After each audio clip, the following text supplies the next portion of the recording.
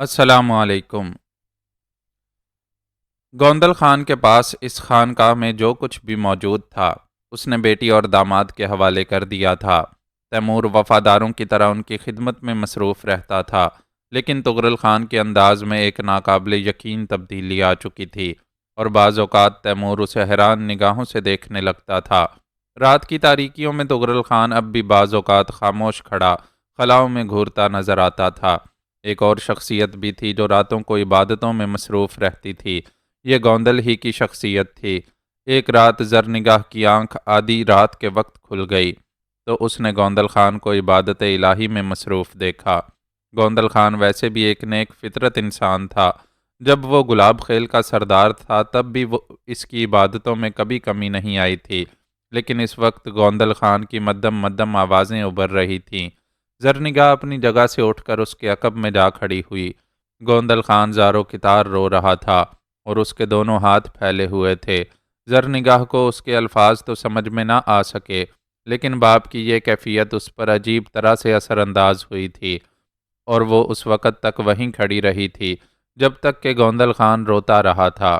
پھر اس نے اپنے آنسو خشک کیے، داڑھی پر ہاتھ پھیرا اور اٹھ کھڑا ہوا۔ تبھی اس کی نگاہ زرنگاہ پر پڑی اور وہ چونک پڑا۔ زرنگاہ، تم جاگ رہی ہو بیٹی؟ آنکھ کھل گئی تھی بابا، آپ کی مدھم مدھم آوازیں سنی تو اس طرف آ گئی۔ جاؤ سو جاؤ، رات بہت کم باقی رہ گئی ہے۔ ایک سوال کرنا چاہتی ہوں آپ سے بابا، اگر اس کا جواب نہیں ملا تو سو نہ سکوں گی۔ گوندل خان نے سوالیہ نگاہوں سے زرنگاہ کو دیکھا تو وہ بولی، آپ رو کیوں رہے تھے بابا خان؟ پگلی ہے تو، یہ بھی تو کوئی سوال ہے، کیا جواب دوں میں اس کا؟ وہ جو حقیقت پر مبنی ہو، زرنگاہ نے کہا، اور گوندل خان رات کی تاریکیوں میں دور کسی نظر آنے والی مدھم سی روشنی کو گھورنے لگا۔ پھر اس نے آہستہ سے کہا، تجھ سے جدا ہونے کے بعد زرنگاہ مجھ پر جو بیتی میرا دل جانتا ہے۔ تیرے سوا اس دنیا میں میرے پاس تھا ہی کیا؟ تیرے حصول کے لیے میں نے اپنے خدا سے لو لگائی اور اس خانقاہ میں آ ٹھہرا۔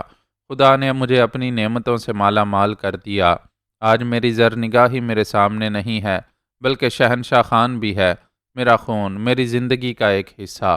شاہ دل کو بھی میں نے قبول کر لیا، طغرل خان کی حیثیت سے نہیں، شاہ دل کی حیثیت سے، اور آج یہ سب کچھ پانے کے بعد میں جتنا مسرور ہوں بتا نہیں سکتا زرنگاہ۔ لیکن ایک خوف دامنگیر رہتا ہے، ہمیشہ ایک خوف کا شکار رہتا ہوں میں، اور یہی خوف مجھے خدا کے حضور گڑ گڑانے پر مجبور کرتا ہے کہ وہ اس وقت کو ٹالے جس کی آمد یقینی ہے۔ کون سا وقت بابا خان؟ زرنگاہ، تیرا دل دکھے گا، مجھ سے یہ سوال نہ کر۔ نہیں بابا خان، تم زرنگاہ ہی کو نہیں، خرم شاہ کو بھی یاد رکھو۔ بے فکری سے کہو، کیا بات ہے؟ دیکھ زرنگاہ، خدا کی لاٹھی بے آواز ہوتی ہے۔ انسان اپنی چند کامیابیوں پر کتنا ہی سر فخر سے اونچا کر لے، لیکن اونچے سر خدا کو پسند نہیں ہوتے، وہ تو عاجزی و انکسار کو پسند فرماتا ہے۔ طغرل شاہ شاہ دل بننے کے بعد شاہ دل نہیں رہ جاتا، طغرل خان ہی رہتا ہے۔ اس کا بچپن اور اس کی زندگی کے یہ ماہ و سال نہ جانے کتنی آہوں سے لبریز ہیں، نہ جانے کتنے معصوموں کا خون اس کے ہاتھ سے ہوا ہے، اس کے وجود کا ذرہ ذرہ اس میں تربتر ہے۔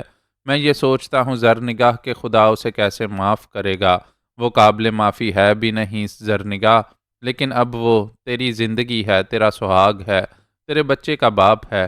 میں اپنے معبود کے ہاں گڑ گڑاتا ہوں کہ اگر کوئی گنجائش نکل آئے تو طغرل خان کو معاف کر دیا جائے، لیکن خدا کی رسی دراز ہوتی ہے، سزا ہر انسان کے لیے لازمی ہے، سزا کا ایک دن متعین ہے۔ فرق صرف اتنا ہے کہ کچھ کی رسی دراز ہوتی ہے اور کچھ کی تنگ، لیکن سزا ہر شخص کو ملتی ہے۔ میں اسی سزا سے خوف زدہ ہوں، کیونکہ اس کے اثرات مجھ پر اور شہنشاہ خان پر بھی اثر انداز ہوں گے۔ بس یہی تصور مجھے راتوں کو سونے نہیں دیتا۔ زرنگاہ خاموش ہو گئی، اس بات کا کوئی جواب نہیں تھا اس کے پاس۔ گلاب خیل کے سردار نے صرف وہ روایتیں سنی تھیں جن کا تعلق ڈاکو طغرل خان سے تھا، لیکن زرنگاہ نے اپنی آنکھوں سے وہ مناظر دیکھے تھے جنہیں دیکھ کر انسانیت لرزہ براندام ہو جائے۔ وہ کیا کہتی گوندل خان سے؟ گوندل خان نے اس کے شانے پر ہاتھ رکھ کر کہا، رات بالکل ختم ہو جائے گی بیٹی، چلو سو جاؤ۔ زرنگاہ خاموشی سے آرام گاہ میں واپس آ گئی، لیکن اس کے بعد نیند کا گزر اس کی آنکھوں سے بھی نہ ہوا۔ بابا گوندل خان سچ ہی تو کہتا ہے، تغرل خان نے جو کچھ کیا ہے اور جو مظلوم اس کا شکار ہو گئے ہیں، کیا خدا کے حضور اسے معافی مل سکتی ہے؟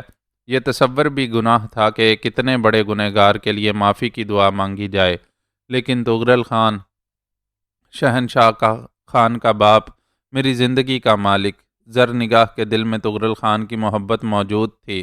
بہر طور لمحات گزرتے گئے، اس کا تذکرہ تغرل خان سے کرنا بے مقصد تھا، بلکہ ایک طرح سے خطرناک بھی ثابت ہو سکتا تھا۔ گوندل خان نے بالآخر یہ فیصلہ کیا کہ اب بستی مرجانہ کا رخ کیا جائے۔ ایک بار پھر تغرل خان کے اندر وہی تبدیلیاں پیدا کر دی گئی تھیں جو شاہ دل بنتے ہوئے اس میں پیدا ہو گئی تھیں۔ ڈاکو تغرل خان کا چہرہ بے حد بھیانک تھا، لیکن شاہ دل وہ تھا جسے دیکھ کر زرنگاہ کے دل میں گدگدیاں پیدا ہو گئی تھیں اور وہ بآسانی شاہ دل کی طرف متوجہ ہو گئی تھی۔ یہ عجیب بات تھی، تغرل خان کا یہ دوسرا روپ بہت مختلف ہوتا تھا۔ ذرا سی تبدیلی کرنے کے بعد اس کی جو شخصیت نکلتی تھی، اسے دیکھ کر یہ بات سمجھ میں نہیں آتی تھی کہ ایک اتنے وحشی صفت انسان کے چہرے پر یہ معصومیت کیسے ہو سکتی ہے۔ یہ معصومیت بلا شبہ دوسروں کو دھوکہ دے سکتی تھی، لیکن گوندل خان مطمئن تھا کہ اس وقت یہ اس کے لیے کارآمد ہے۔ روانگی سے پہلے اس نے ان چاروں کو اپنے سامنے بٹھایا اور کہنے لگا، دوستو، میں تمہیں دوست ہی کہوں گا، کیونکہ تم نے میری زندگی میں داخل ہو کر مجھے وہ سب دے دیا ہے جو گلاب خیل کی سرداری میں بھی مجھے میسر نہیں تھا۔ اور دوست وہی ہوتا ہے جو کسی کو کچھ دے، چاہے وہ اپنی دوستی ہی کیوں نہ ہو۔ بہر طور میں تم سب سے ایک بات خاص طور سے کہنا چاہتا ہوں، وہ یہ کہ ماضی کی ساری کہانیاں بھول جاؤ۔ خبردار ان کہانیوں کو کسی کے سامنے دہرانے کی کوشش نہ کرنا۔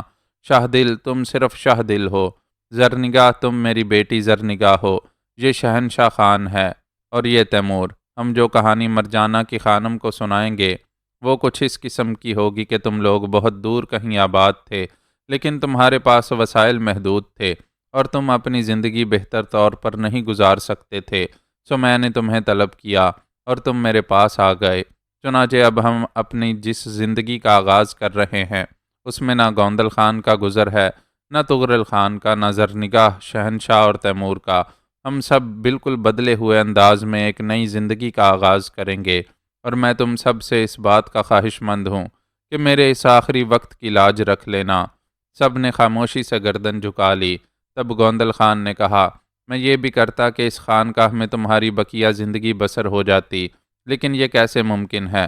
اور خاص طور سے میں یہ بات شاہ دل سے کہتا ہوں کہ بیٹے، تم نے زندگی کا ایک حصہ پہاڑوں میں بسر کیا ہے، لیکن اب جس نئی زندگی سے روشناس ہونے جا رہے ہو اس میں اس دنیا کے انسانوں کی مانند جینا۔ آپ مطمئن رہیں بابا خان، میری کسی حرکت سے آپ کو کوئی تکلیف نہیں ہوگی، تغرل خان نے بدلے ہوئے لہجے میں کہا، اور گوندل خان خوش ہو گیا۔ اس کے بعد یہ قافلہ خانقاہ کو چھوڑ کر پہاڑی دروں اور میدانوں کو عبور کرتا ہوا مرجانہ کی جانب بڑھنے لگا۔ شہنشاہ خان اس دوران کبھی خوش نظر نہیں آیا تھا۔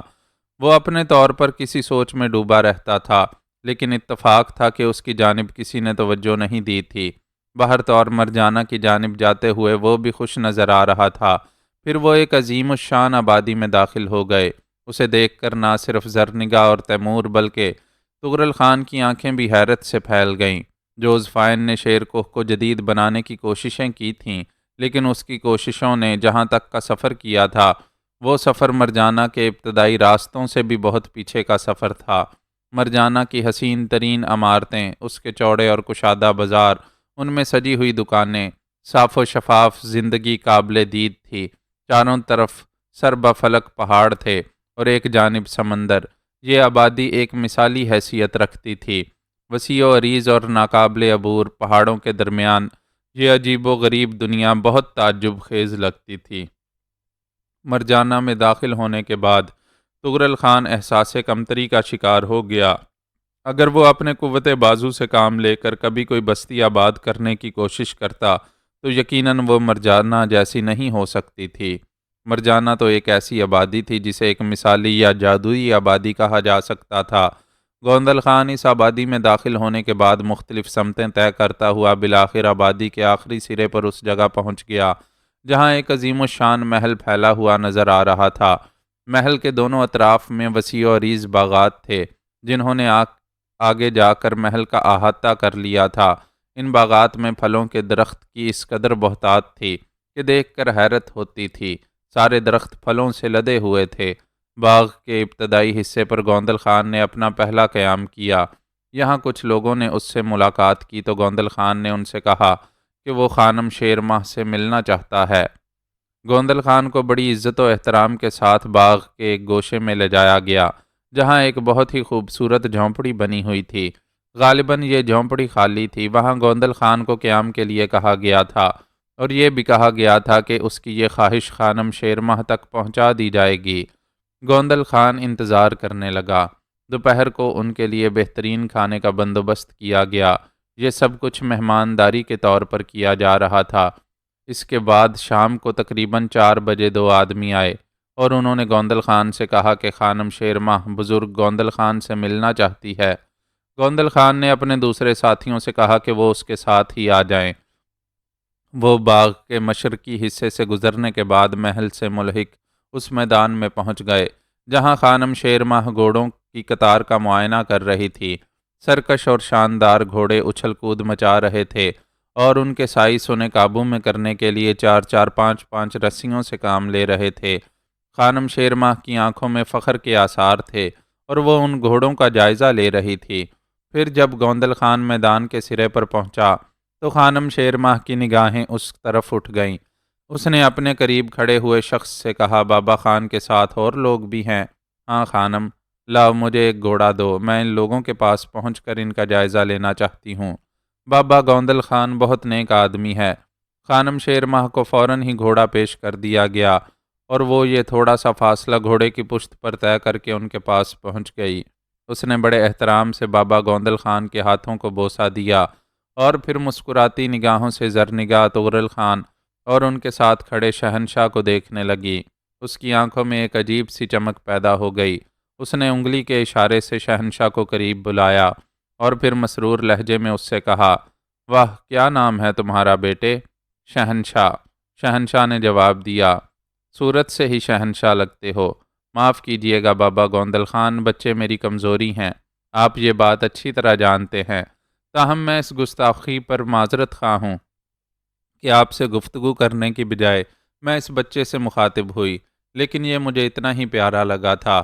بہت خوبصورت بچہ ہے۔ اور بابا، یہ دونوں کون ہیں؟ آج تو آپ میرے لیے بڑے تحائف لے آئے ہیں۔ یہ سب لوگ کون ہیں؟ شیر ماہ، یہ میری بیٹی زرنگاہ ہے، اور یہ میرا داماد شاہ دل، اور یہ میرا پوتا شہنشاہ ہے، اور یہ ہم سب کا ساتھی اور دوست تیمور خان ہے۔ تم نے 1 2 بار مجھ سے میرے بارے میں سوال کیا تھا اور مجھ سے پوچھا تھا کہ کیا میرا کوئی خاندان نہیں ہے، جس پر میں نے تمہیں جواب دیا تھا کہ ہاں، میرا بھی ایک خاندان ہے۔ تو آج میرا یہ خاندان تمہارے سامنے ہے۔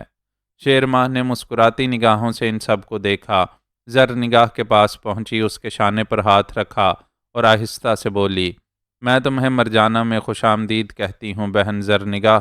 شکریہ خانم۔ بابا گوندل خان، یہ لوگ اس سے قبل کہاں تھے؟ اور اب ذرا مجھے پوری داستان بھی سنا دو۔ مجھے احساس ہے شیر ماہ کہ میں نے تیرے قیمتی وقت میں سے یہ لمحات زبردستی حاصل کیے ہیں۔ نہیں بابا خان، مہمان کہیں لمحات ضائع کرتے ہیں؟ میں اپنا سوال پھر دہراتی ہوں۔ شیر ماہ، یہ بچے ایک دوسری پسماندہ آبادی میں تھے اور وہاں قسم پرسی کی زندگی گزار رہے تھے۔ بہت ہی مختصر سی آبادی تھی، بے شمار مسائل میں گری ہوئی۔ یہ لوگ اس وقت تک وہاں اپنا گزارا کرتے رہے جب تک کہ ان کے لیے ممکن رہا، اور جب فاقہ کشی حد سے بڑھ گئی تو انہوں نے میری جانب رخ کیا اور بالآخر خانقاہ میں پہنچ گئے۔ مجھے خدا کے بعد تم پر اعتماد تھا کہ تم یقیناً ہمارے مسائل میں ہمارا ساتھ دو گی، چنانچہ میں انہیں لے کر تمہارے پاس آ گیا ہوں۔ میں اپنے معزز مہمانوں کو خوش آمدید کہتی ہوں۔ مرجانہ کا محل ان کے لیے کشادہ ہے، وہ ہمیشہ میرے لیے باعث خوشی رہیں گے۔ شاید مجھے کچھ سمجھانے میں غلطی ہوئی شیر ماہ، یا تم سے سمجھا نہ گیا۔ جو کچھ میں کہنا چاہتا ہوں اس کا مقصد کچھ اور ہے۔ کیا بابا گوندل خان؟ یہ تمہارے مہمان نہیں ہیں، تمہارے خادم ہیں۔ تمہیں ان لوگوں کے لیے مستقل آمدنی کا کوئی بندوبست کرنا ہے اور میں نے اسی امید اور اعتماد کی بات کی ہے۔ تو بابا خان، اس کے لیے جلدی کیا ہے؟ کیا آپ کے خیال میں مرجانہ کا محل اس قدر تنگ ہے کہ چند مہمان وہاں گزر بسر نہیں کر سکتے؟ اس کے بعد ہم دوسرے راستے بھی تلاش کر لیں گے۔ بھلا اس میں پریشانی کی کیا بات ہے؟ کیوں زرنگاہ، تم میرا ساتھ دو۔ بہتر یہ ہوگا خانم شیرماہ کہ تم اس کے لیے کوئی مناسب فیصلہ کر دو۔ ویسے بھی محل میں ان کا قیام میرے نزدیک بہتر نہیں۔ فقیر کی جھونپڑی ہی میں گزارا کر کے زیادہ خوش رہ سکتے ہیں۔ شیرماہ نے سنجیدہ نگاہوں سے گوندل خان کو دیکھا، پھر بولی، بابا خان، آپ کے حکم کی تعمیل میں سب کچھ کر سکتی ہوں۔ ذرا یہ تو بتائیے کہ شاہ دل کیا کام کر سکتے ہیں؟ میں انہیں کون سی ذمہ داری سونپوں؟ جو آپ مناسب سمجھیں بہن شیرماہ، میں ہر کام کر سکتا ہوں جس کا تعلق محنت سے ہو، تغرل خان نے کہا، اور تیمور کی آنکھوں میں آنسو چھلک آئے۔ اس نے رخ تبدیل کر لیا تھا۔ زرنگاہ بھی چونک کر تغرل خان کو دیکھنے لگی تھی، لیکن تغرل خان کا لہجہ ٹھوس اور سپاٹ تھا۔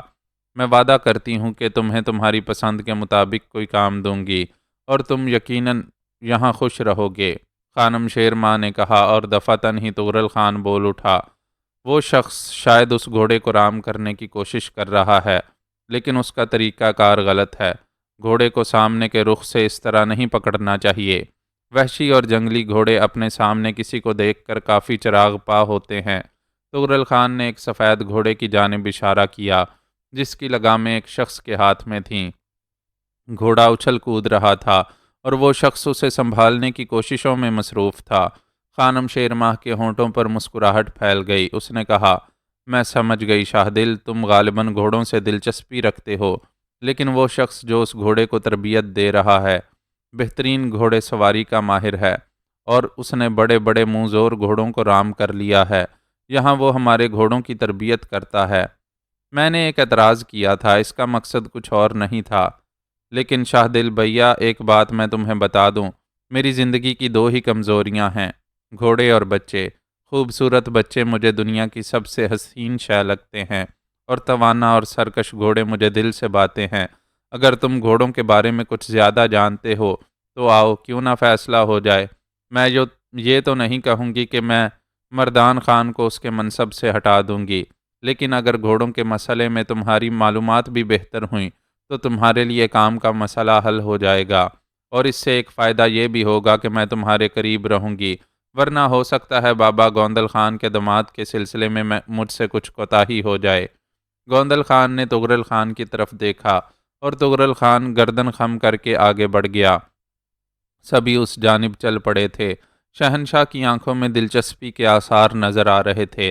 اس نے آہستہ سے تیمور خان سے کہا، لنگڑے بابا، اس گھوڑے کو تو میں بھی سنبھال سکتا ہوں۔ بابا خان کا کہنا بالکل درست ہے، وہ شخص گھوڑے کو پکڑ کر غلطی کر رہا ہے۔ تیمور خان نے مسکراتے ہوئے شہنشاہ خان کے بازو پر ہاتھ رکھا اور بولا، ابھی اس کا وقت نہیں آیا شہنشاہ، تمہیں خاموش رہنا چاہیے۔ سب لوگ آگے بڑھتے ہوئے بالآخر اس جگہ پہنچ گئے جہاں سرکش گھوڑے اچھل کود مچا رہے تھے اور ان کا ٹرینر انہیں تربیت دینے کی کوشش کر رہا تھا۔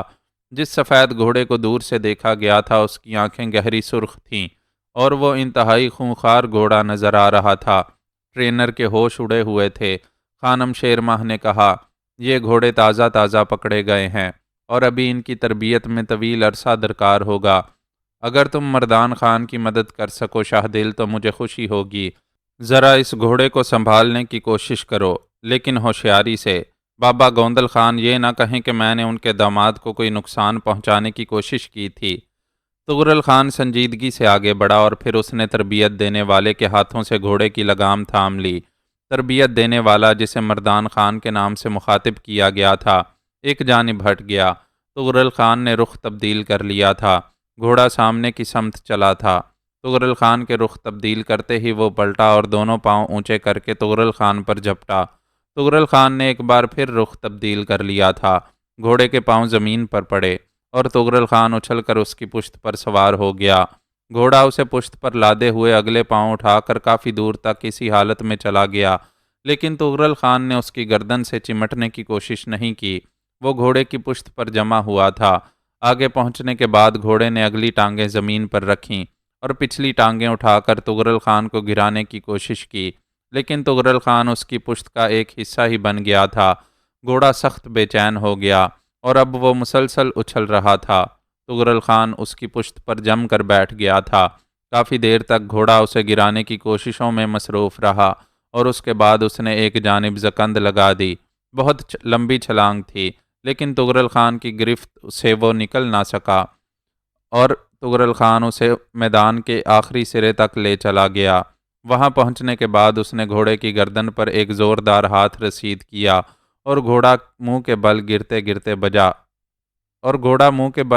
گرتے بچا، لیکن اس ہاتھ نے گھوڑے کے ہوش و حواس درست کر دیے تھے۔ تغرل خان نے اس کے دوسرا ہاتھ رسید کیا اور گھوڑا سیدھا ہو کر بالکل ہوش میں آ گیا۔ اس کے بعد تغرل خان اسے دوڑاتا ہوا واپس اس جگہ پہنچ گیا تھا جہاں باقی لوگ کھڑے ہوئے تھے۔ خانم شیرماہ کی آنکھوں میں تحسین کے آثار تھے۔ اس نے بے اختیار کہا، واہ شاہ دل واہ، تم نے ثابت کر دیا کہ تم گھوڑوں کو راہ راست پر لانے کے ماہر ہو۔ کیوں مردان خان، تمہارا کیا خیال ہے؟ کیا اس گھوڑے پر آسانی سے سواری کی جا سکتی تھی؟ نہیں خانم، یہ جو کچھ بھی ہے بلا شبہ بہترین شہ سوار ہے، مردان خان نے کھلے دل سے اعتراف کیا۔ خانم شیرماہ اچانک ہی شاہ دل میں بے پناہ دلچسپی لینے لگی تھی۔ اس نے ایک سیاہ رنگ کے گھوڑے کی جانب رخ کر کے کہا، شاہ دل تب میں جانوں تمہیں جب تم اس گھوڑے کو بھی سنبھال کر دکھا دو۔ اس نے ابھی تک اپنی پشت پر کسی بوجھ کا مزہ نہیں چکھا، وہ تمہارے لیے زیادہ مشکل ہوگا۔ شاہ دل کے ہونٹوں پر مسکراہٹ پھیل گئی، تبھی نہ جانے زرنگاہ کو کیا سوجی۔ اس نے ایک قدم آگے بڑھا کر کہا، شاہ دل اگر مجھے اجازت دیں تو اس گھوڑے کو میں سنبھال کر دکھا دوں۔ شاہ دل کی بجائے خانم شیرماہ حیرت سے بولی، تم زرنگاہ تم؟ نہیں، میں تمہیں اس کی اجازت نہیں دوں گی۔ کیا آپ کی بیٹی نے بھی اپنے شوہر سے گھوڑوں کو سدھانے کا فن حاصل کر لیا ہے؟ گوندل خان ایک سرد آہ بھر کر خاموش ہو گیا۔ بڑا عجیب اور دلچسپ اتفاق تھا۔ تغرل خان سفید گھوڑے والے کی حیثیت سے مشہور تھا اور زرنگاہ سیاہ گھوڑے والے کی حیثیت سے تغرل خان کی مزاحم ہوئی تھی۔ اس وقت نہ جانے کس جذبے کے تحت اس نے آگے بڑھ کر یہ پیشکش کر دی تھی، حالانکہ اب تک وہ یہی کوشش کرتی رہی تھی کہ تغرل خان کے ذہن سے سیاہ گھوڑوں کا تصور زائل ہو جائے۔ اس نے کسی قدر سہمے ہوئے سے انداز میں تغرل خان کی طرف دیکھا، اس احساس کے ساتھ کہ کہیں تغرل خان کو سیاہ اور سفید گھوڑوں کا فرق نہ یاد آ جائے، لیکن بدلا ہوا تغرل خان نہ جانے کیا کیا بن چکا تھا۔ اس نے آہستہ سے کہا، اگر تم اس گھوڑے کی پشت پر سواری کرو گی تو مجھے خوشی ہوگی، لیکن شاہ دل کہیں زرنگاہ کو کوئی نقصان نہ پہنچ جائے۔ یہ نرم و نازک خوبصورت سی لڑکی اس وحشی گھوڑے کو نہ سنبھال پائے گی۔ اگر آپ کی اجازت ہو خانم تو کوشش کر لینے میں کوئی حرج نہیں ہے، شاہ دل نے کہا، اور شیرماہ دلچسپی سے بولی، میں اس کوشش کو حیران نگاہوں سے دیکھوں گی۔ تمہاری بات تو میں نے مان لی کہ تم کا داور، توانا اور شاندار انسان ہو، لیکن اگر زرنگاہ اس گھوڑے کو قابو میں کر لے گی تو میں تم لوگوں کو مان جاؤں گی۔ زرنگاہ نے گردن خم کی اور اس کے بعد اپنے ڈھیلے لباس کو کس لیا، پھر اس نے گھوڑے کی لگام ہاتھ میں لے کر گھوڑے کو آگے کھینچا اور برق رفتاری سے اپنا پینترا بدل لیا۔ گھوڑا جھونک میں آگے بڑھا اور مار کھا گیا۔ پھر یہ زرنگاہ کی مہارت تھی کہ آگے بڑھے ہوئے گھوڑے کی پشت پر وہ اس طرح سوار ہوئی جیسے برق کوند جاتی ہے۔ گھوڑے نے اپنی پشت پر کسی کو پایا تو دیوانہ وار ایک جانب چھلانگ لگا دی، اور اس کے بعد کے مناظر نے خانم شیرماہ کو انگشت بدنداں کر دیا تھا۔ وہ حیرانی سے زرنگاہ کی شہ سواری دیکھ رہی تھی، پھر اس کے منہ سے بڑبڑاہٹ نکلی، حیرت ناک، واقعی حیرت انگیز۔ یوں محسوس ہوتا ہے جیسے آپ کا پورا خاندان ہی گھوڑوں کا ٹرینر ہے۔ تعجب کی بات ہے بابا گوندل خان، تعجب کی بات ہے، میں نے اتنی ماہر شہ سوار کوئی عورت نہ دیکھی۔ اگر خانم شیرماہ اجازت دیں تو اس تیسرے گھوڑے پر میں سواری کر کے دکھاؤں؟ اس بار شہنشاہ کی آواز ابری تھی اور خانم قہقہا لگا کر ہنس پڑی، ارے نہیں نہیں، پیارا سا بچہ ایسے گندے گھوڑے پر سواری نہیں کرے گا۔ مجھے گندے گھوڑے پر سواری کرنے کا شوق ہے خانم شیرماہ، آپ مجھے اجازت دیں گی؟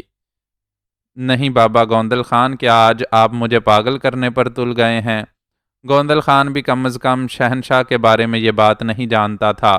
اس نے کہا، نہیں بیٹے، ابھی نہیں، ابھی تو تم بہت چھوٹے ہو اور یہ گھوڑا تم سے بہت بڑا ہے۔ نہیں بابا خان، میں اس گھوڑے سے بھی بہت بڑا ہوں آپ اگر مجھے چھوٹا کرنا چاہتے ہیں تو دوسری بات ہے۔ بڑے پختہ اور بڑے عجیب جملے تھے۔ گوندل خان بوکھلائی ہوئی نگاہوں سے شیرماہ کی طرف دیکھنے لگا۔ قریب ہی کھڑے ہوئے تغرل خان کے ہونٹوں پر مسکراہٹ پھیل گئی تھی۔ اس نے خانم شیرماہ سے کہا، اب آپ کو یہ یقین دلانے کے لیے کہ ہم لوگ آپ کے گھوڑوں کی تربیت کے لیے بہت اچھے ثابت ہوں گے، میں آپ سے یہ درخواست بھی کروں گا کہ شہنشاہ کو خواہش پوری کرنے کی اجازت دی جائے۔ لیکن یہ گھوڑے سرکش ہیں، وحشی ہیں، شہنشاہ تو بالکل ہی بچہ ہے۔ اگر خانم کی اجازت ہو تو۔ شہنشاہ ایک طرح سے ضد پر اڑ گیا تھا۔ خانم نے شانے ہلائے اور آہستہ سے بولی، خدا نہ کرے اس بچے کو کوئی نقصان پہنچ جائے۔ یہ گویا اجازت تھی۔ شہنشاہ نے اپنی پسند کا گھوڑا منتخب کر لیا۔ یہ بھی بہت سرکش نظر آ رہا تھا اور بڑی اچھل کود مچا رہا تھا۔ ٹرینر مردان خان نے آہستہ سے کہا، نہیں خانم، یہ گھوڑا ان دونوں گھوڑوں سے خطرناک ہے۔ آپ میری بات پر یقین کریں، اس وقت بچے کی زندگی کو خطرہ لاحق ہو سکتا ہے۔ لیکن وقت گزر چکا تھا۔ شہنشاہ نے گھوڑے کی لگامیں پکڑ لی تھیں اور ملازموں نے گھوڑے کی پچھلی ٹانگوں سے لوہے کے حلقے نکال دیے تھے۔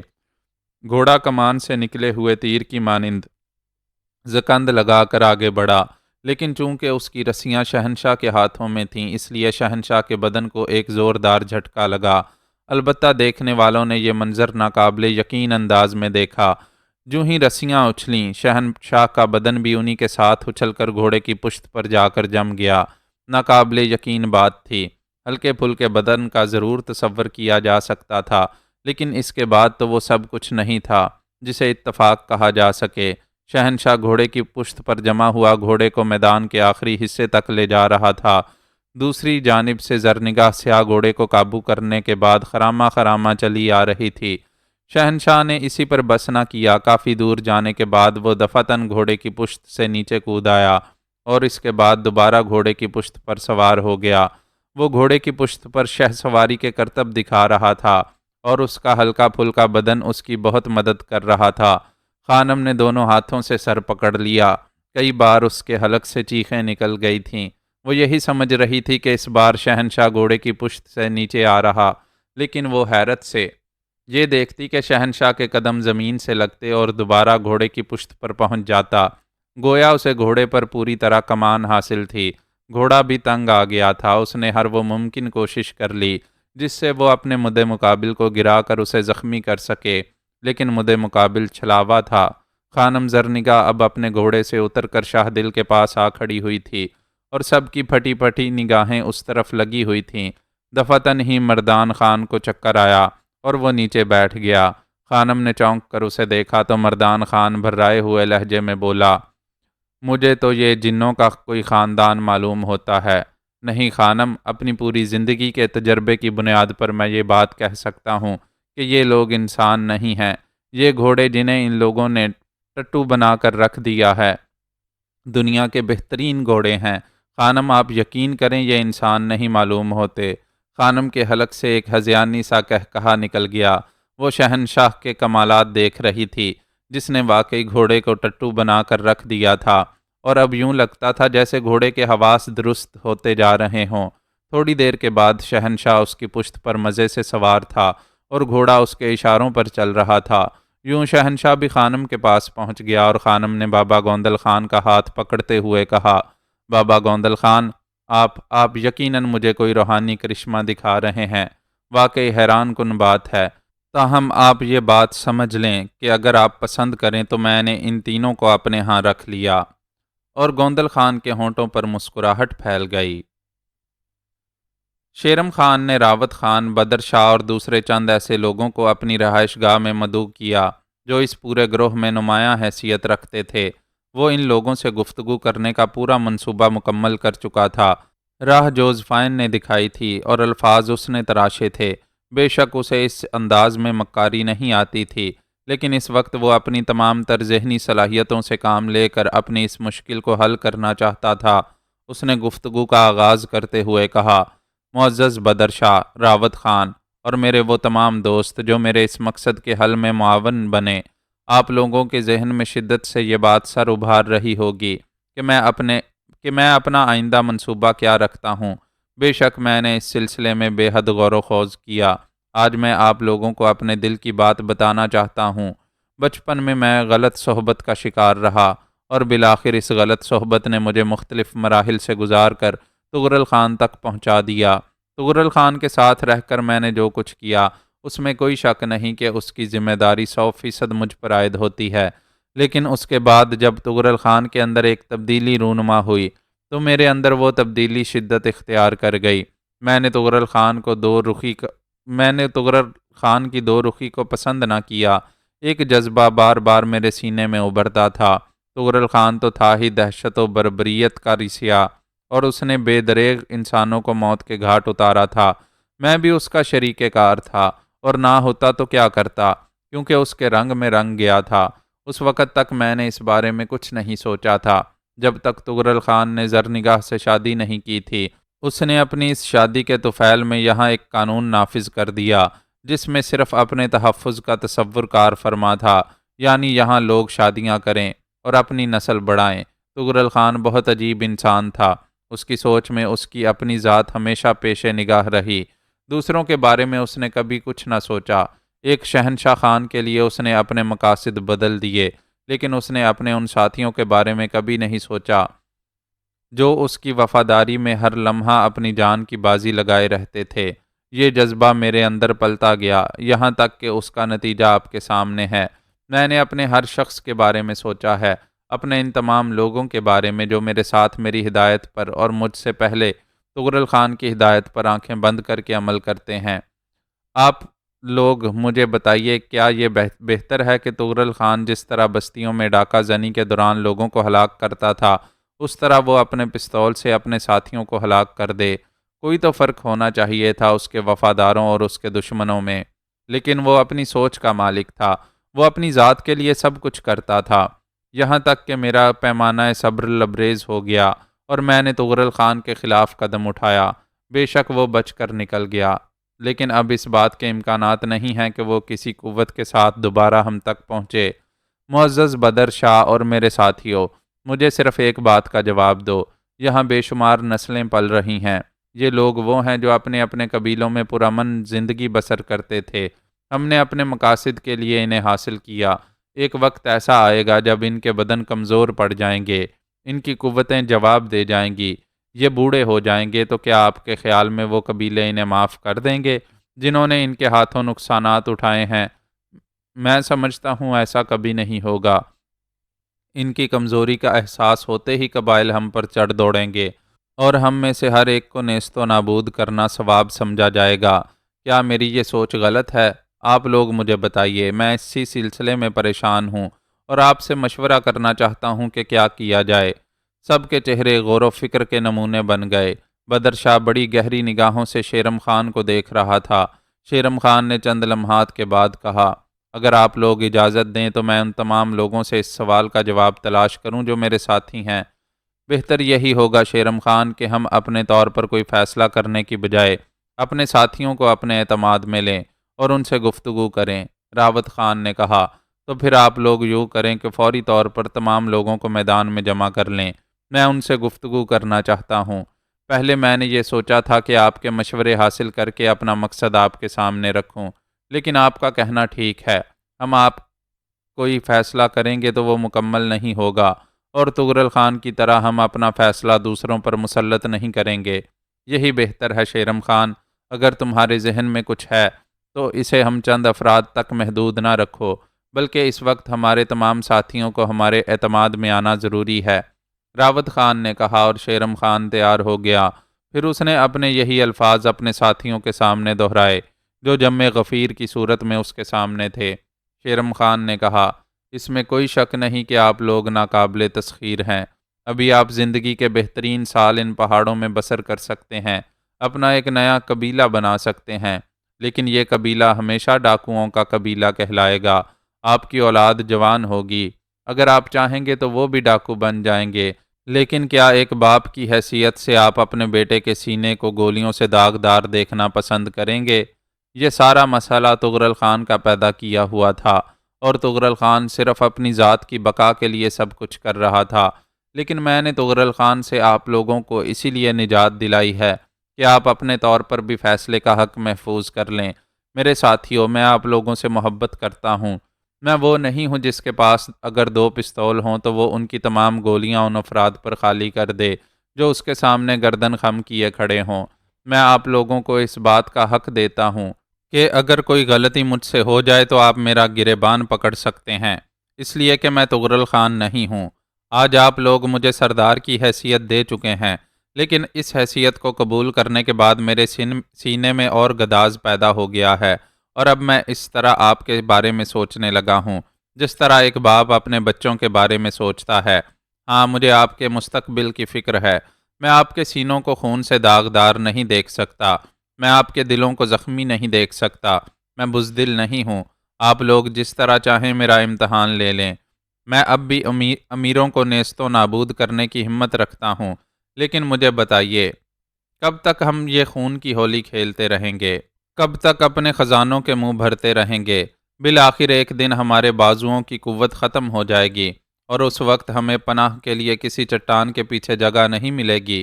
میں چاہتا ہوں کہ اس سے پہلے ہی ہم اپنے لیے پناہ گاہ تلاش کر لیں، اور آج میں نے آپ لوگوں کے سامنے اپنے تمام ساتھیوں کے مشورے کے بعد یہ تمام باتیں کرنے کا فیصلہ کیا ہے۔ معزز دوستو، مجھ سے سوال کرو کہ میں کیا چاہتا ہوں۔ شیرم خان، تم ہماری بہتری کے لیے کیا چاہتے ہو؟ مجمع میں سے کسی نے سوال کیا۔ میری ایک تجویز ہے، آپ لوگ اس پر غور کریں۔ آپ کو حق ہے کہ اس کی بھرپور مخالفت کریں۔ طغرل خان مر چکا ہے یا زندہ ہے، وہ جس کیفیت میں بھی ہے، ہمیں یقین ہے کہ وہ اب ہم تک نہیں پہنچ پائے گا۔ چالاک آدمی ہے، میں اسے اچھی طرح جانتا ہوں۔ چنانچہ اگر ہم اپنے اس تمام مال و اسباب کے ساتھ شیر کوہ کا رخ کریں، وہاں طغرل خان کا بنایا ہوا قانون منسوخ کریں، تو آپ کا کیا خیال ہے؟ کیا شیر کوہ میں ہماری پذیرائی نہیں ہوگی؟ ہم شیر کوہ کے اطراف میں اپنی آبادیاں بنائیں گے اور اس کے بعد خراج کا قانون منسوخ کر دیں گے۔ اس طرح ہمارے وفد قبیلے میں جائیں گے اور وہاں جا کر یہ بات کہیں گے کہ انہوں نے ہمارے ذریعے طغرل خان سے نجات حاصل کر لی ہے، ہمیں دوست سمجھا جائے۔ میرے دوستو، اب جو زندگی ہمیں ملنے والی ہے وہ اس ناپائیدار زندگی سے کہیں بہتر ہوگی۔ ہم اپنے بچوں کے ساتھ خوش و خرم رہ سکیں گے۔ اگر آپ لوگ پسند کریں تو مجھ سے اتفاق کر لیں، اور اگر پسند نہ کریں تو پھر یہ آپ کی اپنی مرضی ہے۔ میں آپ کے مشوروں کا منتظر رہوں گا۔ چاروں طرف گہرا سناٹا چھا گیا تھا۔ وہ لوگ شیرم خان کی بات پر غور کر رہے تھے۔ پھر چند ایسے لوگوں نے جو شادی شدہ تھے اور بچوں کے باپ بن چکے تھے آپس میں صلاح و مشورے شروع کیے۔ یہ مشورے دور دور تک پھیل گئے، اور اس کے بعد متفقہ طور پر ایک بات کہی گئی: شیرم خان، ہم تمہارے فیصلے سے متفق ہیں، ہم سب تمہارے فیصلے سے متفق ہیں، اور اس اتفاق پر ہم ہاتھ اٹھاتے ہیں۔ دیکھ لے، اگر ہم میں سے کسی ایک کا بھی ہاتھ گرا ہوا ہے تو ہم اس سے متبادل تجویز کے بارے میں سوال کر سکتے ہیں۔ شیرم خان نے چاروں طرف دیکھا، تمام ہاتھ اٹھے ہوئے تھے۔ ایک لشکر عظیم ہاتھ اٹھائے ہوئے کھڑا تھا۔ شیرم خان کا رواں رواں مسرت سے سرشار ہو گیا۔ وہ سب اس سے متفق تھے، اور سب نے اس سے اتفاق کر لیا تھا، اور اب ایک حسین اور سنہرا مستقبل شیرم خان کے سامنے تھا۔ شیرم خان نے ممنون لہجے میں کہا: ساتھیو، میں گولی کی زبان میں بات نہیں کرتا، کیونکہ میرے لیے میرا ایک ایک آدمی میری اپنی زندگی کی طرح بے حد قیمتی ہے، لیکن میں آپ کی اس بات کو کبھی نہیں بھول سکوں گا کہ آپ نے میری اس خواہش پر مجھے خوش آمدید کہا ہے۔ شیرم خان، تمہارا یہ فیصلہ ہماری مرضی کے عین مطابق ہے۔ ہم بہت خون ریزی کر چکے، بہت سے انسانوں کو موت کے گھاٹ اتار چکے، اب ہم باعزت طریقے سے جینا چاہتے ہیں۔ تو پھر سنو دوستو، میرا دوسرا اعلان سنو۔ ہم یہاں سے شیر کوہ جائیں گے۔ شیر کوہ کو خاص طور سے میں نے اس لیے ترجیح دی ہے کہ وہاں وہ سب سے پہلا بد انتظامی معاملہ ہوا ہے جس میں 5 آدمیوں کے جرگے کا نظام بنایا گیا ہے۔ باقی قبیلے اپنی پسند کے مطابق قبائلی نظام میں زندگی گزار رہے ہیں۔ تمہارا کیا خیال ہے؟ کیا شیر کوہ کے لوگ اس سے خوش ہوں گے؟ نہیں، ہرگز نہیں۔ چنانچہ ہمارے لیے سب سے بہترین گنجائش وہی ہے۔ ہاں، ہمارے پاس زر و جواہر اور حاصل شدہ دولت کے جو انبار ہیں، ان کا کوئی ٹھکانہ نہیں ہے۔ یہ دولت ہمارے لیے ایسا شاندار مستقبل تعمیر کر سکتی ہے کہ ہماری کئی نسلیں اس سے فائدہ اٹھائیں۔ میں تم سب کو اس دولت کا بہترین حصہ دوں گا، اور باقی ہم شیر کوہ کی تعمیر میں خرچ کر دیں گے۔ تمہیں اس بات کا اطمینان رکھنا چاہیے کہ اب تک تم نے جو کچھ کیا ہے، اس کا تمام صلہ طغرل خان کو نہیں، اب یہ صلہ تمہیں ملے گا۔ چاروں طرف شور و غوغا مچ گیا تھا، لوگ خوشی سے ناچنے لگے تھے۔ بلا شبہ یہ تجاویز بہترین تھیں، اور پہاڑوں میں رہنے والے اب انسانوں سے دور کی زندگی سے اکتا گئے تھے۔ انہیں ایک موقع ملا تھا تو ان کا اپنا دل بھی کشادہ ہو گیا تھا۔ اس کے بعد بندوقوں سے فائرنگ کر کے خوشی کا اظہار کیا جانے لگا۔ انہی ہنگامہ آرائیوں کے درمیان شیرم خان نے اعلان کیا کہ کل سے شیر کوہ جانے کی تیاریاں کی جائیں گی، سامانوں کے انبار باندھ لیے جائیں گے، تمام انتظامات کیے جائیں گے، اور اس کے لیے آپ لوگوں کو منتخب کر لیا جائے گا۔ پھر اس کے بعد یہ مجمع منتشر ہو گیا۔ شیرم خان کا چہرہ خوشی سے منور ہو رہا تھا، وہ اپنے ایک ایک ساتھی سے گلے مل رہا تھا۔ بدر شاہ بھی اس کے ساتھ تھا، لیکن نہ جانے کیوں بدر شاہ کا چہرہ سنجیدہ تھا۔ بدر شاہ کسی گہری سوچ میں ڈوبا ہوا تھا، اور بہت دور ایک پہاڑی کی بلندی سے خانم جوزفائن شیرم خان کے ارد گرد پھیلے ہوئے تمام لوگوں کا جائزہ لے رہی تھی۔ راول خان بھی اس کے ساتھ تھا، اور وہ صرف جوزفائن کا چہرہ دیکھ رہا تھا۔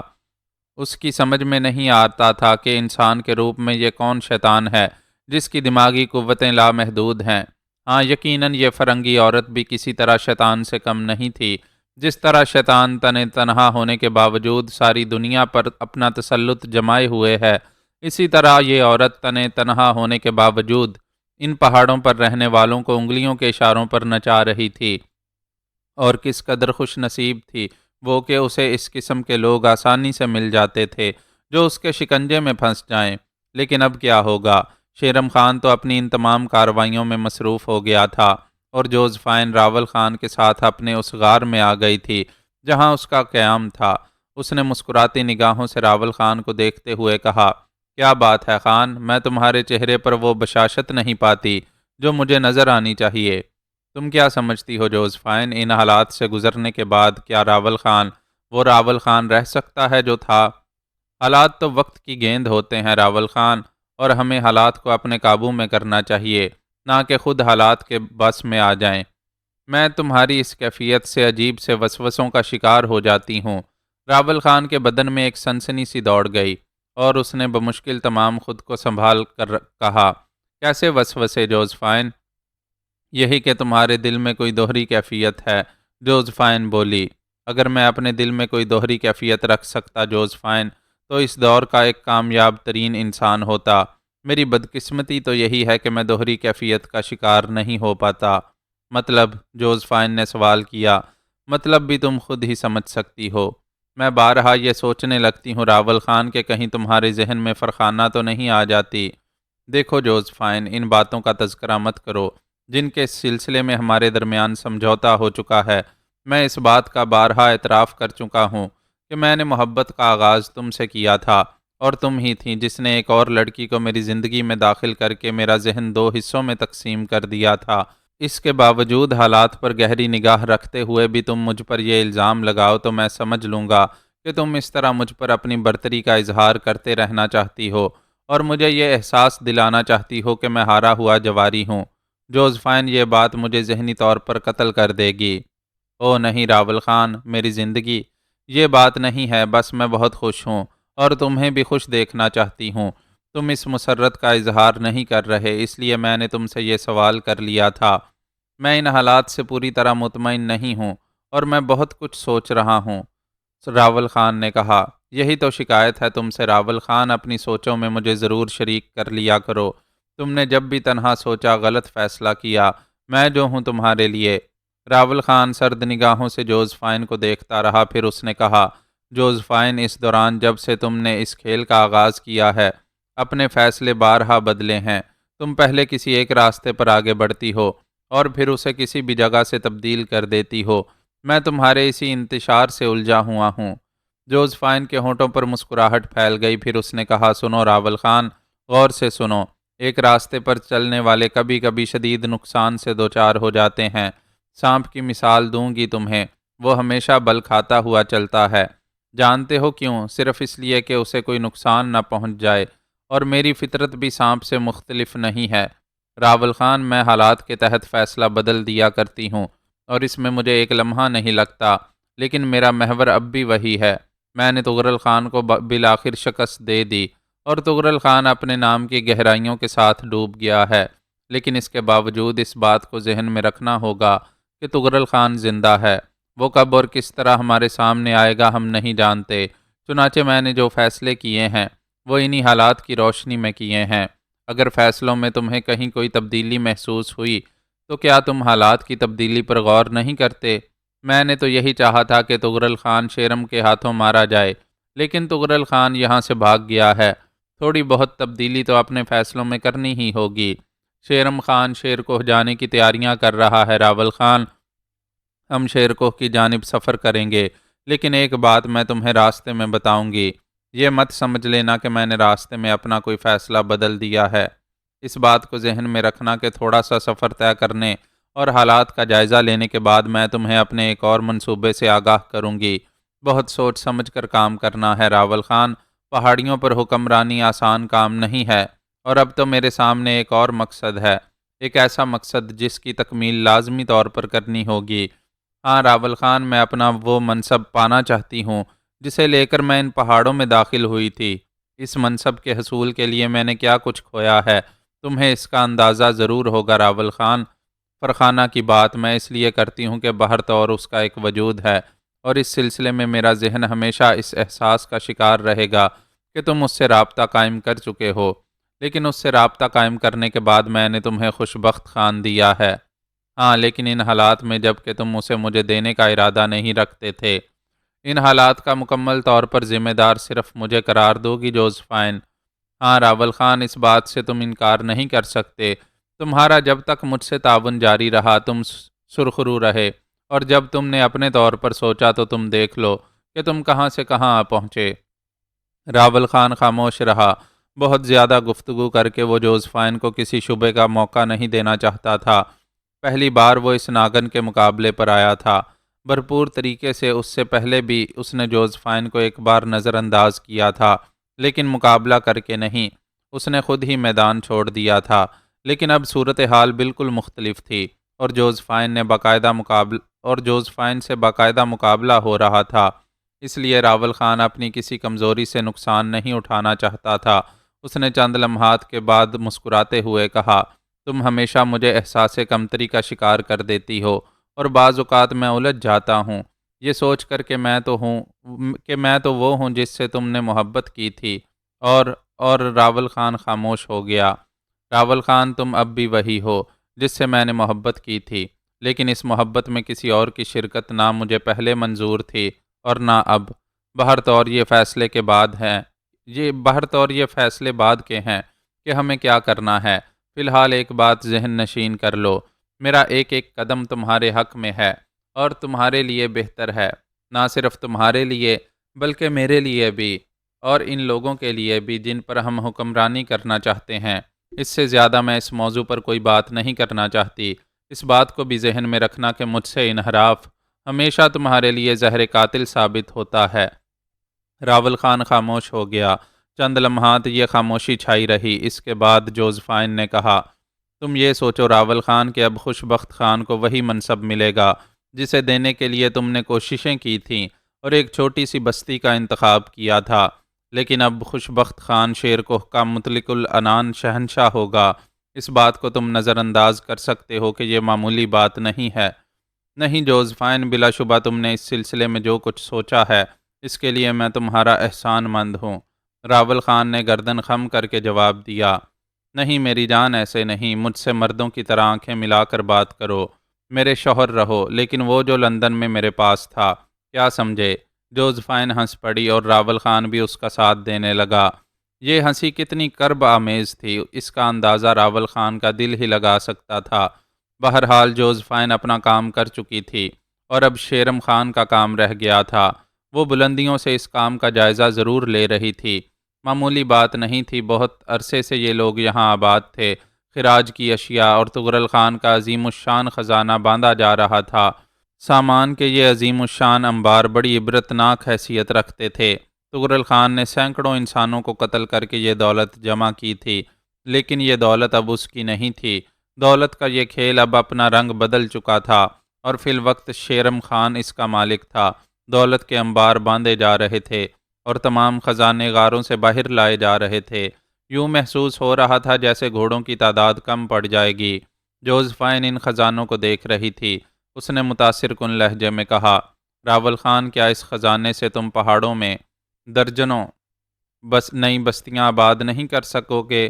راول خان نے کوئی جواب نہیں دیا تو جوزفائن اس کی طرف دیکھ کر مسکرانے لگی۔ ہاں راول خان، یہ صرف جوزفائن ہے جو تم سے یہ بات کہہ سکتی ہے کہ بتاؤ اس میں سے تم کیا چاہتے ہو؟ سمجھے، یہ بات ذہن میں رکھنا راول خان۔ راول خان نے کوئی جواب نہ دیا۔ وہ بھی خاموشی سے شیرم خان کی کارروائیوں کا جائزہ لے رہا تھا۔ اس میں کوئی شک نہیں تھا کہ اس وقت پہاڑوں میں اس عظیم الشان خزانے کا تصور نہیں کیا جا سکتا تھا۔ سونے چاندی کے اتنے انبار تھے کہ اگر انہیں ایک جگہ جمع کر دیا جاتا تو غالباً ایک پہاڑی ٹیلہ جنم لے لے، اور اس کے علاوہ پتہ نہیں کیا کچھ تھا۔ خود تغرل خان کے آدمی بھی اس عظیم الشان خزانے کو دیکھ کر ششدر رہ گئے تھے۔ شیرم خان ان تمام کارروائیوں میں 3 دن تک مصروف رہا تھا اور اس کے بعد کارروائیاں مکمل ہو گئیں۔ خزانوں کے انبار گھوڑوں پر لاد دیے گئے، گھوڑے اطراف سے حاصل کر لیے گئے تھے۔ اس کے باوجود ان کی تعداد کم پڑ گئی تھی، لیکن فیصلہ یہ کیا گیا تھا کہ پیدل سفر کیا جائے گا اور گھوڑوں پر سواریاں تبدیل کی جاتی رہیں گی۔ خانم جوزفائن اور راول خان کو البتہ خصوصی طور پر بڑے احترام کے ساتھ گھوڑے پیش کیے گئے تھے اور انہیں یہ بھی کہا گیا تھا کہ اگر وہ چاہیں تو گھوڑا گاڑی میں سفر کریں۔ راول خان نے خوشبخت خان کو اپنے ساتھ بٹھانا چاہا، لیکن خوشبخت خان نے انکار کر دیا۔ نہیں بابا خان، گھوڑا گاڑی میں سفر کرنے والے بوڑھے اور بیمار لوگ ہوتے ہیں، جبکہ میں نہ بوڑھا ہوں نہ بیمار۔ اس کے بعد خوشبخت خان نے ایک گھوڑا سنبھال لیا تھا۔ راول خان کی نگاہیں اس سفر کے دوران بار بار خوشبخت خان کی جانب اٹھ جاتی تھیں۔ نہ جانے اس کے ذہن میں کیا کیا خیالات آ رہے تھے۔ سفر کی رفتار زیادہ تیز نہیں تھی، رخ شیر کوہ ہی کی جانب تھا اور ڈاکوؤں کا یہ گروہ پوری طرح مستعد تھا۔ راستے کے خطرات سنگین ہو سکتے تھے، ان کا خاص طور سے خیال رکھا گیا تھا۔ خزانے کے انبار کی حفاظت معمولی کام نہیں تھی، اور پھر ان لوگوں کی اپنی شخصیت بھی قبیلوں کی نگاہوں میں مشکوک تھی۔ چونکہ گھوڑوں کو زیادہ تر بار برداری کے لیے استعمال کیا گیا تھا، اس لیے پیدل سفر کرنے والوں کی وجہ سے بھی یہ رفتار سست تھی۔ بہر طور وہ عجیب و غریب علاقہ خالی کر دیا گیا جہاں تغرل خان نے نہ جانے کتنی محنت اور کاوشوں کے بعد اپنی یہ بستی آباد کی تھی۔ گو یہ بستی عام سفری راستوں سے اتنی ہٹ کر تھی کہ اس طرف کسی آبادی کا تصور بھی نہیں کیا جا سکتا تھا، لیکن بہر طور اسے بے حد خوبصورت بنا لیا گیا تھا۔ اب یہ بسا بسایا شہر اجڑ گیا تھا۔ تقریباً 10 گھنٹے تک مسلسل سفر جاری رہا اور اس کے بعد ایک جگہ منتخب کر کے قیام کا فیصلہ کر لیا گیا۔ شیرم خان کی ہدایت پر ڈاکوؤں نے ایک مخصوص طریقہ کار کے مطابق خزانے کو درمیان میں لے کر اس کے اطراف اپنے لیے خیمے بنا لیے اور یوں سفر کی پہلی منزل طے ہوئی۔ شیرم خان نے تمام معاملات اچھی طرح کنٹرول کیے تھے۔ اس کے ساتھی مستعدی سے نئے جہانوں کی تلاش میں اپنے فرائض انجام دے رہے تھے اور بہت خوش تھے کہ اب انہیں ڈاکوؤں کی طرح نہیں بلکہ انسانوں کی طرح رہنے کا موقع فراہم ہو جائے گا۔ اس سلسلے کی دوسری تمام ذمہ داریاں بڑے بڑوں نے اٹھا رکھی تھیں، چنانچہ بیشتر اشخاص خوش ہی تھے، کیوں کوئی بھی برائی خلوص دل سے قبول نہیں کی جاتی۔ ہاں، ابتدا ضرورتوں کے تحت ہوتی ہے اور اس کے بعد یہ ضرورتیں مجبوریاں بن جاتی ہیں۔ چنانچہ یہ لوگ بھی بستیوں اور آبادیوں سے دور رہ کر زیادہ خوش نہیں تھے۔ ان کی دنیا محدود ہو کر رہ گئی تھی۔ وہ زندگی کی ان تمام نعمتوں سے کٹ کر رہ گئے تھے جو انسانوں کے لیے ازل سے ابد تک باعث دلچسپی رہی ہیں اور رہیں گی۔ انسان کی ازلی خواہش یہی ہوتی ہے کہ وہ دوسرے انسانوں کی مانند خوش و خرم رہے، دوستیوں اور محبتوں کے ساتھ زندگی کا سفر طے کرے اور بالآخر اس سفر کا اختتام ہو جائے۔ لیکن ان راستوں سے ہٹنے والے ذہنی طور پر کبھی مطمئن نہیں رہتے۔ ہاں، ان لوگوں کو ایک بار پھر زندگی کی انہی دلچسپیوں میں آنے کا موقع ملا تھا۔ کھانے پینے کی تیاریاں کی جا رہی تھیں۔ جوزفائن اور راول خان کا خیمہ ایک جگہ لگا ہوا تھا اور دونوں ایک ساتھ تھے۔ شیرم خان نے بلا شبہ اظہار عقیدت کے طور پر انہیں ہر طرح کی آسانیاں فراہم کر دی تھیں، اور یہ حقیقت بھی تھی کہ اب تک کے تمام معاملات میں جوزفائن ہی کی رہنمائی شیرم خان کو حاصل رہی تھی، اور وہ اس بات کا تہہ دل سے اعتراف کرتا تھا۔ خیمے میں جوزفائن نے راول خان کی صورت دیکھی اور پھر مسکراتی ہوئی بولی، بار بار میں تم سے یہ کہنے پر مجبور ہو جاتی ہوں راول خان کہ تمہارے اندر وہ بشاشت وہ خوش مزاجی باقی نہیں رہی جو کبھی تھی۔ تمہارا کیا خیال ہے جوزفائن، ان حالات میں خوش رہ سکتا ہوں؟ کیوں؟ اس کی وجہ، جوزفائن نے سوال کیا۔ ذہنی طور پر بہت طاقتور ہو جوزفائن تم، اور میں بار بار یہ اعتراف کر چکا ہوں کہ میں تمہارا ہم پلہ نہیں ہو سکتا۔ میرے سامنے بے شمار وسوسے سر اٹھائے کھڑے ہوئے ہیں۔ ہم یہ کیسے کہہ سکتے ہیں کہ ہم نے جو سوچا ہے وہی سب کچھ ہو جائے گا؟ شیر کو جاتے ہوئے میرے دل میں نہ جانے کیا کیا خیالات ہیں۔ میں نے تم سے یہ بھی کہا تھا راول خان کہ جو الجھن تمہارے ذہن میں پیدا ہوا کرے اس کے سلسلے میں مجھ سے مشورہ کر لیا کرو۔ کیا کہوں اب اس بات پر سوائے اس کے کہ تم مجھ پر مکمل اعتماد نہیں کر پائے ہو؟ یہ بات نہیں ہے جوزفائن، بس بعض خیالات احمقانہ ہوتے ہیں اور انسان اپنی حماقتوں کا اظہار اچھا تو نہیں سمجھتا۔ راول خان نے کہا، مجھ سے بھی جانتے ہو میں کون ہوں؟ نہیں، میں تمہاری حیثیت کا اعتراف کرتا ہوں، میرا یہ مطلب نہیں تھا، راول خان نے جواب دیا، اور جوزفائن ہنس پڑی۔ پھر بولی، مجھ سے پوچھو راول خان، کیا کیا خیالات ہیں تمہارے ذہن میں؟ بتا سکتی ہو؟ راول خان نے سوال کیا۔ ہاں، کوشش کروں گی، سچ ہو تو اعتراف کر لینا، نہ ہو تو مجھے احساس دلا دینا کہ میری سوچ غلط تھی۔ ٹھیک ہے، بتاؤ میں کیا سوچ رہا ہوں۔ شیرم خان ہے تمہارے ذہن میں، جوزفائن نے جواب دیا، اور راول خان اسے سرد نگاہوں سے دیکھنے لگا۔ مطلب؟ راول خان، بہر طور تم ذہین آدمی ہو، تعلیم یافتہ ہو، بلکہ ان پہاڑوں میں رہنے والوں سے کہیں زیادہ بہتر ذہانت کے مالک ہو۔ تم سوچ رہے ہوگے کہ کیا شیر کوہ والے شیرم خان کو قبول کر لیں گے؟ کیا ہماری منصوبہ بندیاں اسی انداز میں کارآمد ہو سکتی ہیں جس طرح ہم نے سوچا ہے؟ راول خان نے ایک گہری سانس لے کر بولا، اور کیا میری یہ سوچ غلط ہے جوزفائن؟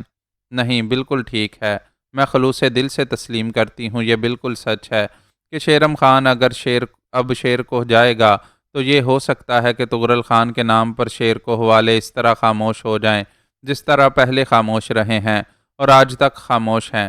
لیکن اگر شیرم خان نے انہیں یہ بتایا کہ اس نے طغرل خان کو ختم کر کے اپنی فطرت کے مطابق کام کیا ہے، تو تمہارا کیا خیال ہے، شیر کوہ والے تسلیم کریں گے؟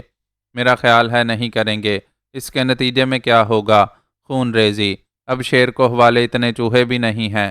طغرل خان کا مسئلہ کچھ اور تھا، لیکن میرا خیال ہے وہ شیرم خان کے خلاف بھرپور مداخلت کریں گے، اور یہ خزانے والی بات چل سکے گی؟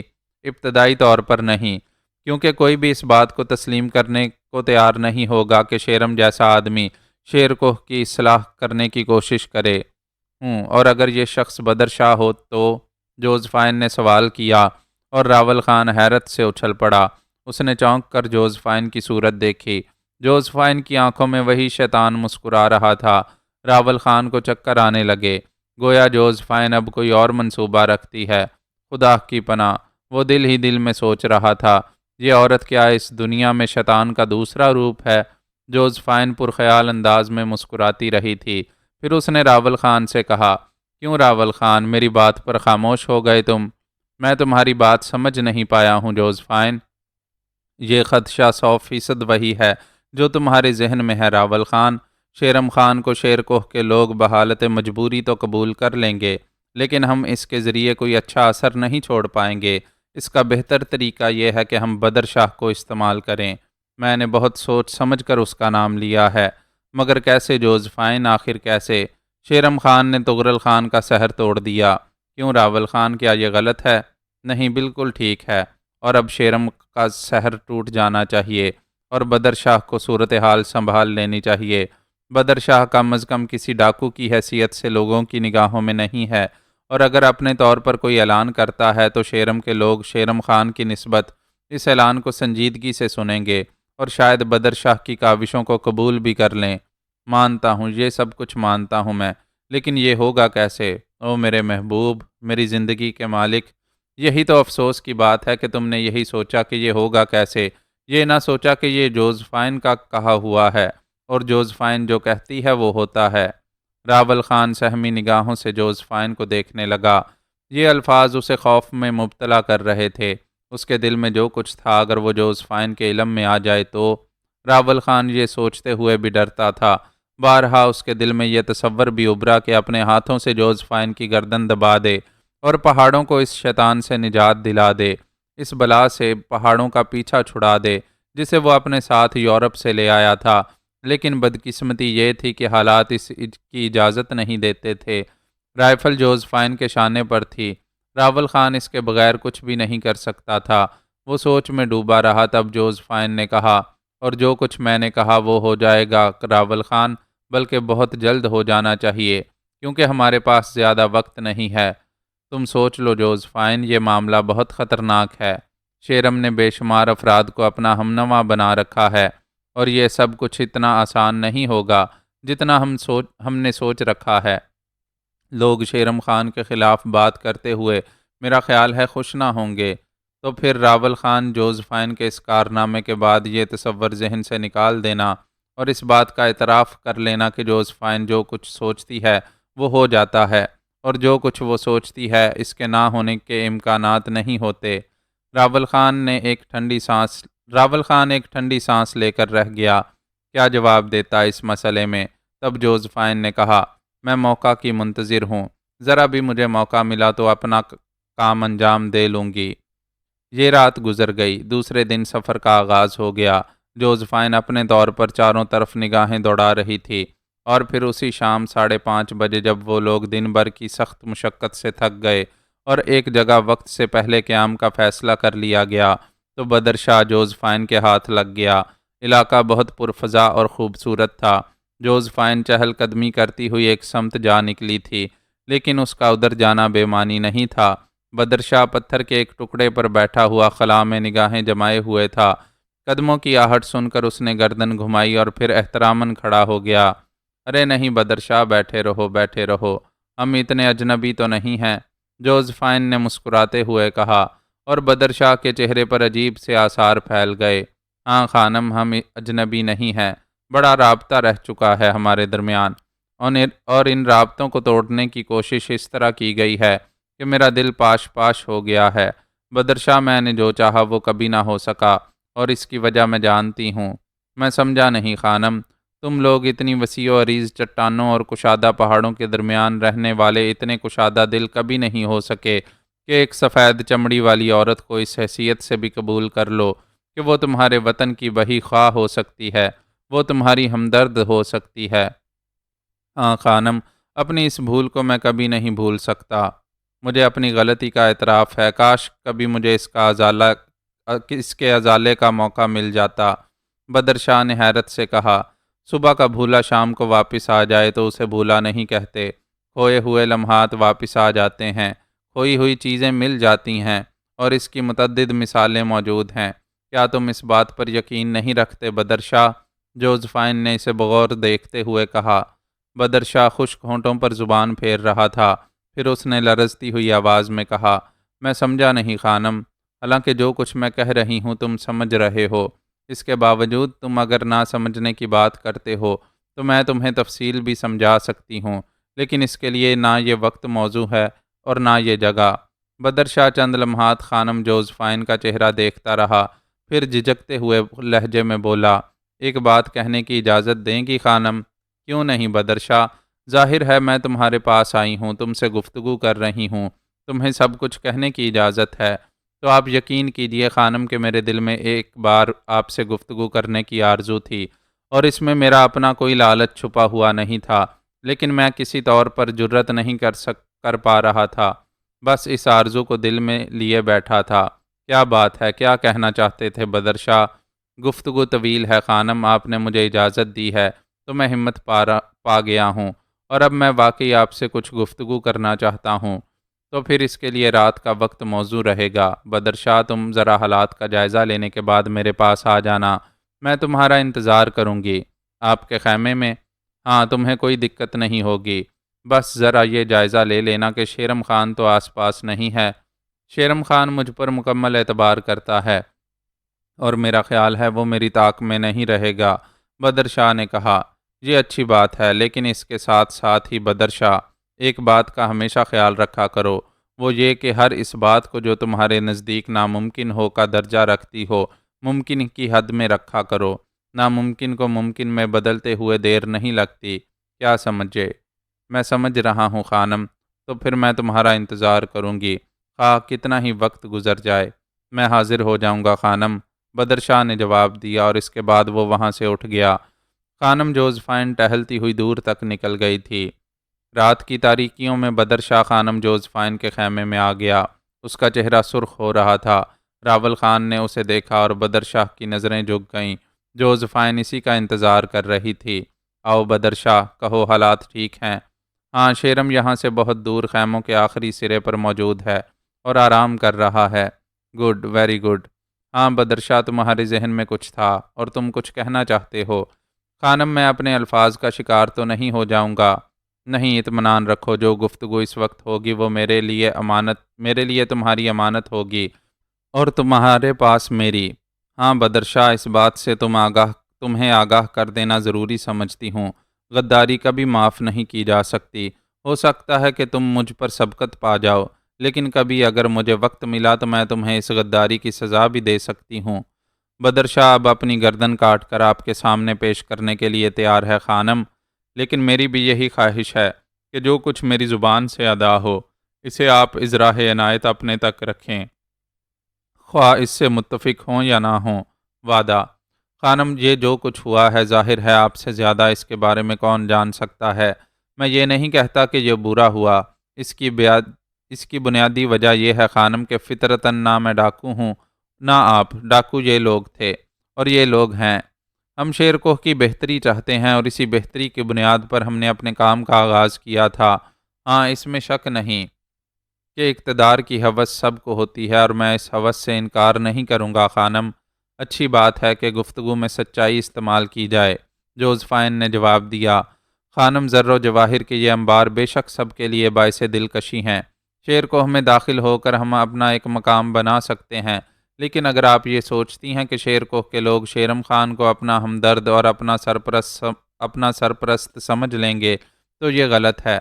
میں تم سے بالکل متفق ہوں بدر شاہ، شیرم جو اعلانات کرے گا وہ لوگوں کے لیے قابل قبول نہیں ہوں گے۔ واہ، دیکھا راول خان، تمہارے ان پہاڑوں میں کیسے کیسے ذہین لوگ ہیں۔ وہ سوچتے ہیں جو ہر ذہین آدمی کے ذہن میں ہوتا ہے، جوزفائن نے راول خان کو مخاطب کرتے ہوئے کہا۔ اس دوران راول خان نے اس گفتگو میں کوئی حصہ نہیں لیا تھا۔ تب جوزفائن بولی، آگے کی بات مجھ سے سنو بدر شاہ، اتفاق کی بات ہے، جو کچھ تم سوچ رہے ہو میرا ذہن بھی وہی سوچ رہا ہے۔ ہاں خانم، ہم پہلے ہی کہہ چکے ہیں کہ نہ میں ڈاکو ہوں اور نہ آپ، اور ہمارے سوچنے کا انداز ڈاکوؤں جیسا نہیں ہے بلکہ ان ذہین انسانوں جیسا ہے جو حالات پر دور تک نگاہ رکھتے ہیں۔ تمہارا کہنا بالکل درست ہے بدر شاہ۔ تو پھر آگے کی بات سنو کہ شیرم خان جو مقصد لے کر وہاں جا رہا ہے اس کی تکمیل اس انداز میں نہیں ہو پائے گی جس انداز میں میں نے یا تم نے سوچا۔ ہاں، ہماری سوچ گہرائیوں میں کچھ اور ہے، اور بدر شاہ اگر ہم اس کچھ اور کو لے کر آگے نہ بڑھے تو ہو سکتا ہے ہم خود بھی شیر کوہ کے لوگوں کے عطاب کا شکار ہو جائیں۔ میں خلوص دل سے اس بات کو تسلیم کرتا ہوں خانم۔ تو کیا بدر شاہ تمہارے اندر یہ ہمت نہیں ہے یا میرے اندر یہ ہمت نہیں ہے کہ ہم اس کے لیے کچھ اور سوچیں؟ خانم، صرف ہمت سے کام نہیں چلتا، عمل بھی ایک بڑی چیز ہے۔ تو میں نے کب کہا کہ عمل کے بغیر کچھ ہو سکتا ہے؟ جوزفائن بولی، مگر وہ عمل کیا ہو خانم؟ آپ مجھے بتائیے۔